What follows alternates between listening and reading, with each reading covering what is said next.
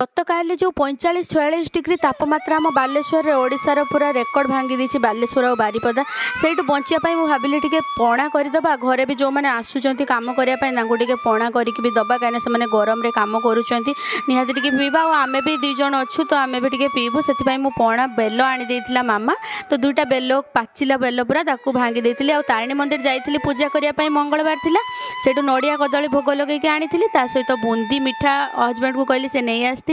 आम एपटे तो बालेश्वर पटे एमती पणा हुए आपण पटे केमती कौन हो निहाती कमेंट से जनइबे सागु टिके बतरे रखी पकईदेली आमर बालेश्वर पटे आम एमती सब किसी जिनस पड़े जाकि पणाटा बहुत टेस्ट लगे सहित चीनी देदेली गोलमरीच गुंड देकी पूरा ठंडा ठंडा पणा रेडी करदेली भोग लगी उखुड़ा को भी सहित मिसईदेली देखूँ केते सुंदर ठंडा ठंडा पणा समस्त को भी देली पीवाई घर जो मैंने कम करने आसुँच आम 2 जन भी पीलु आपण मैंने भी एमती बनैकी पियंतु मो वीडियो को लाइक करंतु।